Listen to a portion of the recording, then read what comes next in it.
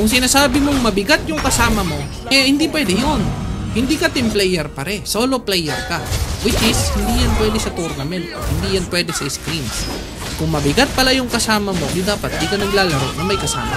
Pare, ako nga, pag may kalaro akong iba, okay lang sa akin, okay lang. Bakit ko sasabihin pabigat? Bakit sasabihin kung mabigat yung kasama ko? Pangit yun, pangit yun. Baka isa ka sa mga tipong pag mali-mali yung ginagawa ng pag mali-mali yung ginagawa ng kasama mo, siguro minumura mo na sila.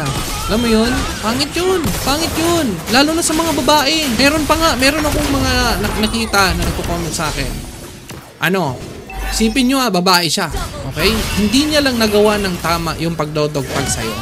Hindi niya lang nagawa ng tama pagdodogtag sa'yo kung ano-ano na sinasabi. Minumura na, tinatrash talk na, ganito ganyan. Kasalanan ba niya na namatay ka na mag-isa kasi feeling mo malakas ka? In the first place, hindi niya kasalanan na namatay ka kasi solo player. Solo